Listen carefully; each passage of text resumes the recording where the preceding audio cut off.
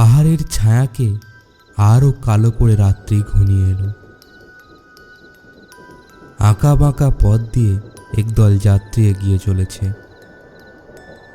গরম পোশাকে সকলের আপাদ মস্তক মরা, কারণ কনকনে ঠান্ডা বাতাস হু হু করে দীর্ঘশ্বাস ছাড়ছে।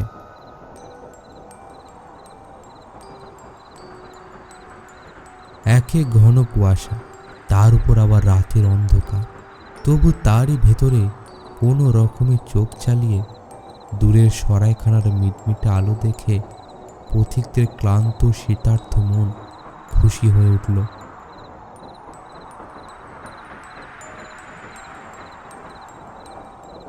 খানিক পরেই সকলে সরাইখানার দরজার সামনে এসে হাজির হলো। যার সরাই সে বেরিয়ে এলো। পথিকদের কথা শুনে বললে, বড়ই মুশকিলের কথা, আমার সরাইয়ের সব ঘরে জাল ভর্তি হয়ে গেছে। তবে হ্যাঁ, আপনারা যদি আমার ঢেকিশালায় শুয়ে আজকে রাতটা কাটিয়ে দিতে রাজি হন, তাহলে আমি সে ব্যবস্থা করে দিতে পারি। পথিকেরা পরস্পরের সঙ্গে পরামর্শ করে দেখলে, হ্যাঁ, তাছাড়া আর কোনো উপায়ও তো নেই। এই রাতে, এই শীতে, এই আঁধারে বাইরের জনমানব শূন্য মাঠ বা জঙ্গলের চেয়ে সরাইয়ের ঢেকিশালাও ঢের ভালো।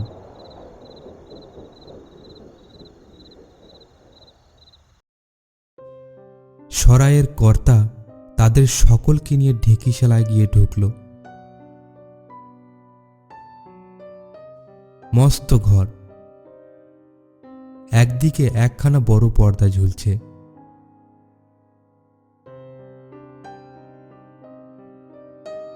সকলে মিলে খেয়ে দেয়ে হাসি আমোদ করে যে যার লেপ মুড়ি দিয়ে ঘুমিয়ে পড়ল।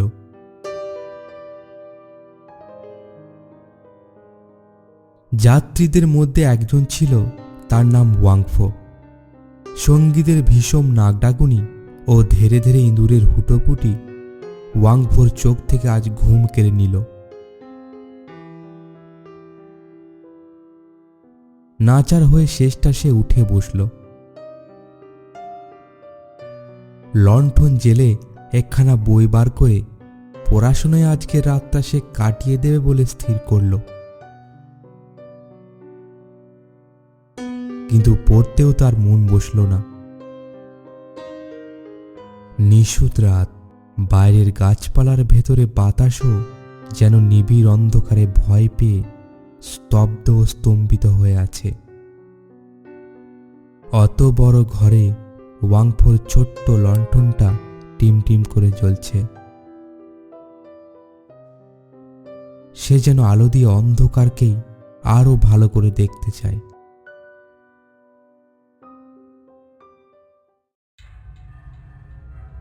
ক্রমে ওয়াংফোর গা যেন ছমছম করতে লাগলো।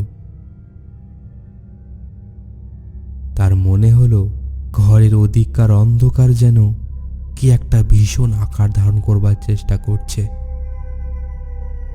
অন্ধকার যেন পাক খাচ্ছে, ধরফর করে নড়ছে। হঠাৎ ওয়াংফোর মনে হলো পর্দার পিছনে যেন কাঠের কি একটা মরমর করে ভেঙে গেল।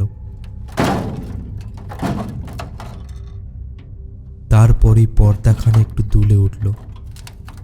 তারপরই আবার সব নিসার। এইসব কি কাণ্ড! ওয়াংফো আর বই পড়বার চেষ্টা করল না। আড়ষ্ট হয়ে পর্দার পানে চেয়েই রইল, খালি চেয়েই রইল। তার চোখে আর পলক পড়ল না। পর্দাখানা আস্তে আস্তে একটু উপরে উঠল এবং তার পাশ থেকে বেরিয়ে এলো একখানা রক্তহীন হলদে হাত।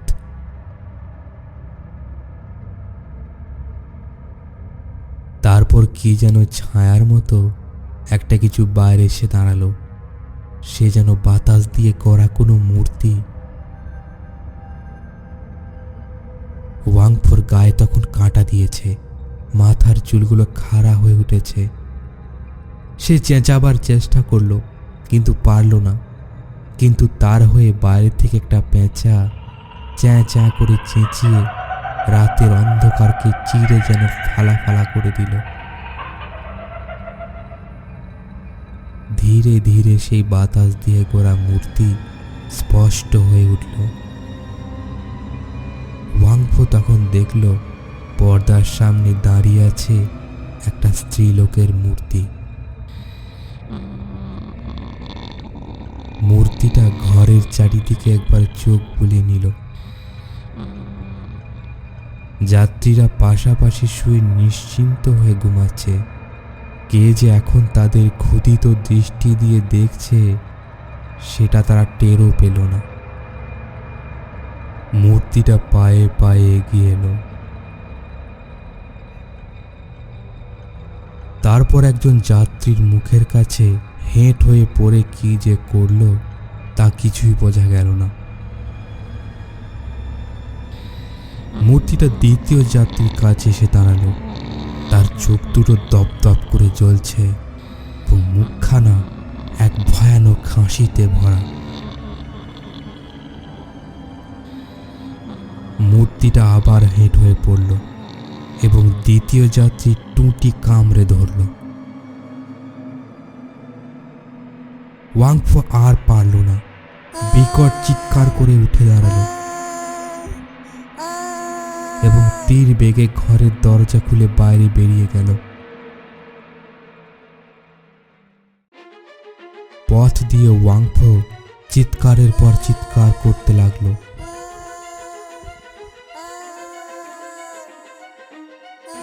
তার সেই কান ফাটানি চেঁচানির চোটে গায়ের ঘরে ঘরে সকলকার ঘুম ভেঙে গেল। কিন্তু এই রাতে বাইরে এসে তাকে যে কেউ সাহায্য করবে গায়ের ভেতরে এমন সাহসী লোক কেউ ছিল না। ছুটতে ছুটতে এবং চেঁচাতে চেঁচাতে ওয়াংফো একবারে গায়ের শেষে গিয়ে পড়ল। তারপরে মাঠ আর জঙ্গল। দাঁড়িয়ে হাঁপাতে হাঁপাতে সে একবার পেছন ফিরে চাইল। দূরের গাঢ় অন্ধকার ফুঁড়ে দুটো জলজলে আগুনের ভাঁটা বেগে এগিয়ে আসছে, ক্রমেই তার দিকে এগিয়ে আসছে। ওয়াংফো আর একবার খুব জোরে আর্তনাদ করে অজ্ঞান হয়ে গেল।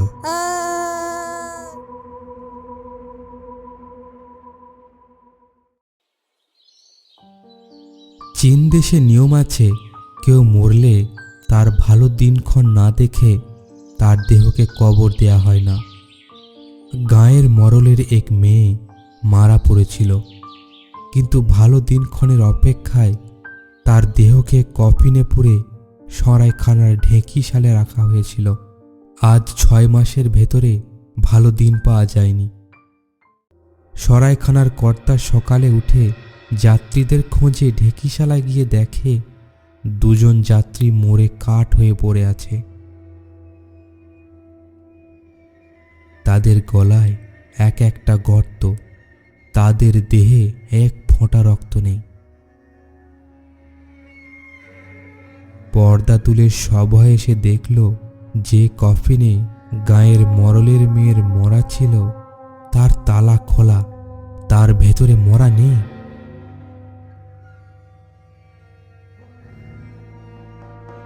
তারপর গোলমাল শুনে গাঁয়ের প্রান্তে গিয়ে সে দেখল ওয়াংফোর মৃতদেহের উপরে উপুর হয়ে পড়ে আছে মরলের মেয়ের মরা।